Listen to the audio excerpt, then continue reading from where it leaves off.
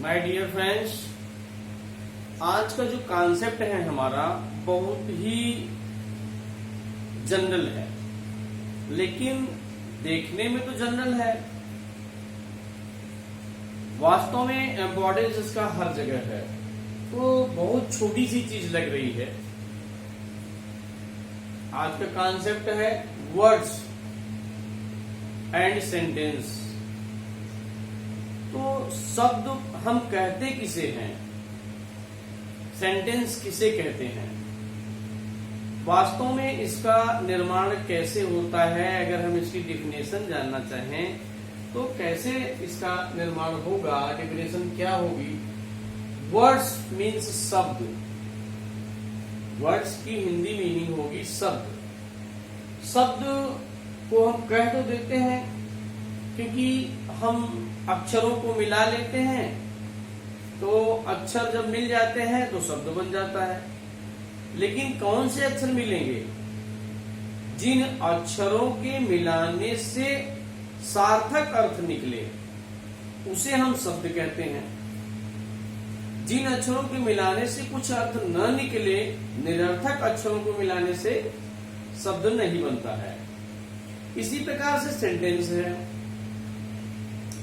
Sentence शब्दों के मिलाने से, लेकिन कौन शब्द?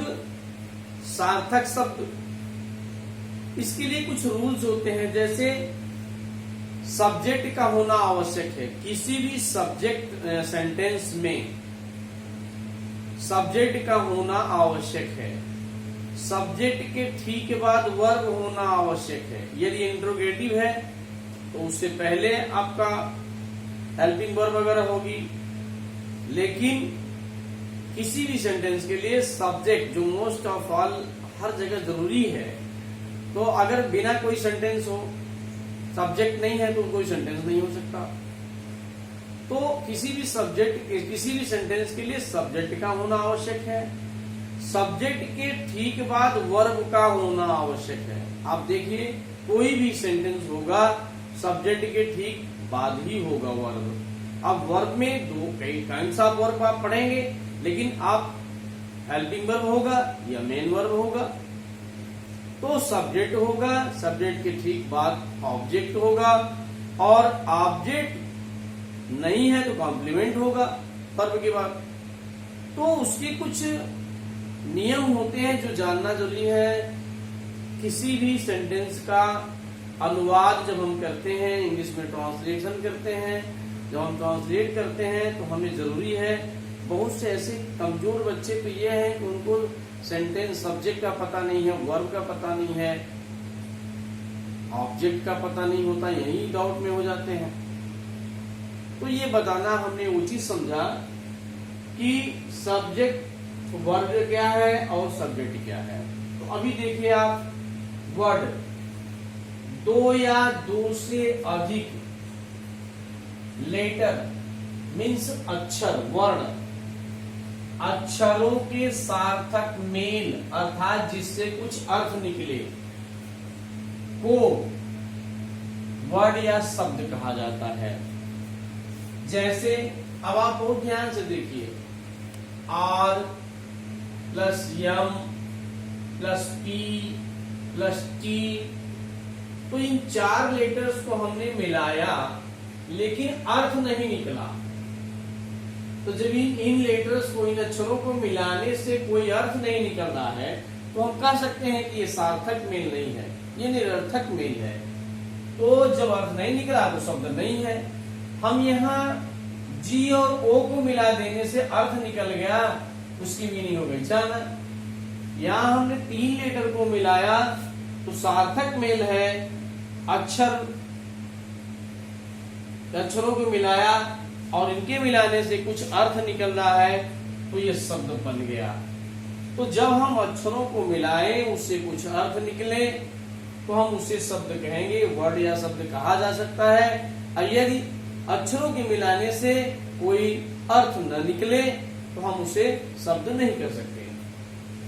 ऐसे इसी प्रकार से देखिए, GOPAL गोपाल, अर्थ निकल गया तो ये शब्द बन गया।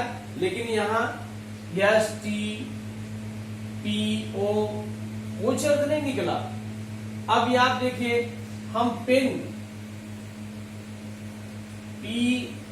PEN ये 3 निकाला तो शब्द बन गया, लेकिन इसी को हम NPE 3 अक्षर मिलाएं, यहां हम इसको सार्थक मेल कर दिए तब तो इसे शब्द हो गया, लेकिन NPE को मिलाने से कुछ अर्थ नहीं निकल रहा है तो शब्द नहीं बन रहा है। यही 3 अक्षर को मिला दिया क्रमानुसार, अर्थ मिल गया, अर्थ निकल गया, शब्द हो गया। यहाँ कोई शब्द इनके मिलाने से नहीं अर्थ निकल रहा है, इसलिए शब्द नहीं है। तो जब अर्थ न निकले तो शब्द नहीं है, अर्थ निकले तो शब्द है। अब आइए सेंटेंस। सेंटेंस मीन्स हिंदी में वाक्य होता है। हालांकि बहुत डिटेल है, बहुत लंबा है, सारे कुछ हम जो बोलते हैं लिखते हैं वो शब्दों में ही तो लिखते हैं, शब्दों में ही तो बोलते हैं। एक सेंटेंस को बोलने के लिए हम शब्द के द्वारा ही मिलाते हैं। मैं जाता हूं, वह खेलता है, तो कई शब्द हैं, कई शब्दों को मिलाते हैं तो वाक्य का निर्माण होता है। अब उसके लिए हमें ध्यान देना है कि इसके लिए रूल्स क्या है तो देखने में बहुत सी छोटी चीज, लेकिन वास्तव में हमें इसे जानना चाहिए ना। जैसे सेंटेंस 2 या 2 से अधिक शब्दों के सार्थक में, शब्द हो 2 या 2 से अधिक, सार्थक मेल अर्थात जिससे कुछ न कुछ अर्थ निकले, अर्थ निकलता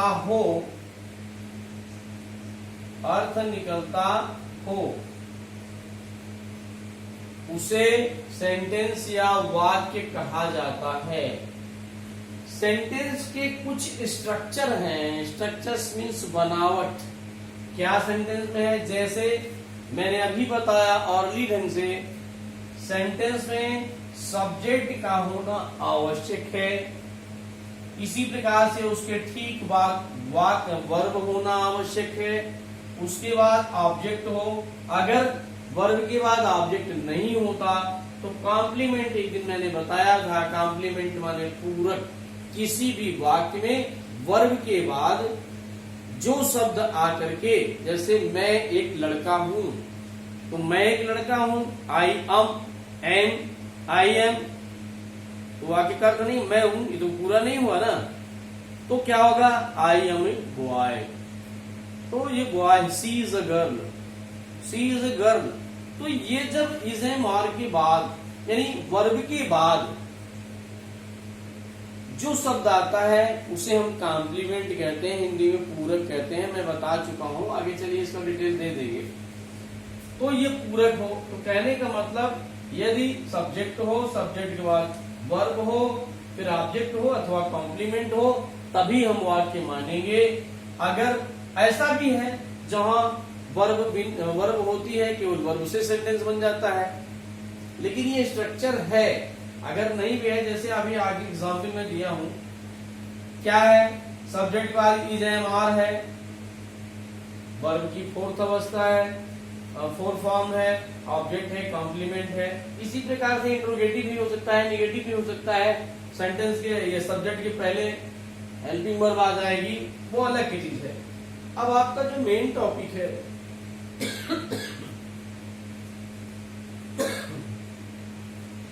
कि शब्दों को मिलाने से अर्थ निकल रहा है तो सेंटेंस है, अर्थ नहीं निकल रहा है सेंटेंस नहीं है।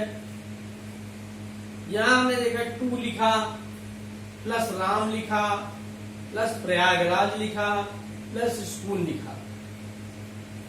इस प्रकार से 4 शब्दों को मिलाया, लेकिन इन शब्दों को मिलाने से कोई अर्थ नहीं निकल रहा है तो वाक्य नहीं है, अर्थात इसका सार्थक मेल नहीं है। और जो इसका स्ट्रक्चर है सेंटेंस का, वो स्ट्रक्चर के अनुसार भी नहीं है। जैसे सब्जेक्ट हो, वर्ब हो, ऑब्जेक्ट और कॉम्प्लीमेंट हो तो सेंटेंस हो जाएगा, जैसे। तो ये जो मेल हमने किया इससे कुछ अर्थ नहीं निकल रहा है, इसलिए वाक्य नहीं है। इसी प्रकार से Suresh plus goes plus to plus Suresh अर्थ निकल रहा है, Suresh goes to school, Suresh school जाता है, अर्थ निकल रहा है इसलिए वाक्य है। दे प्लस गो वे जाते हैं, तो जब वे जाते हैं अर्थ निकल रहा है तो ये सेंटेंस है। ही प्लेज वह खेलता है, तो सब्जेक्ट और सब्जेक्ट के ठीक बाद वर्ब रहे और उसके बाद ये सेंटेंस रहे तो वाक्य है। वर्ब भी रहता है तो चल जाता है, लेकिन सब्जेक्ट का होना आवश्यक है, उसके ठीक बाद क्रिया का होना आवश्यक है तो वाक्य होगा, अदरवाइज वाक्य नहीं होगा। देखिए देखने में बहुत छोटा है लेकिन इम्पोर्टेंट बहुत है, तो जरूरी है ध्यान देना। अब काइंड्स ऑफ सेंटेंस आपको बताया जाएगा कि इसके कितने प्रकार हैं, नेक्स्ट वीडियो में आपको दिया जाएगा। उससे पहले आपसे मेरी एक रिक्वेस्ट है कि मेरे चैनल पर आप नए हैं तो प्लीज तुरंत सब्सक्राइब करें, शेयर करें, लाइक करें ताकि ज्यादा से ज्यादा लोग इसका लाभ ले सकें। Thanks for watching my video. Okay.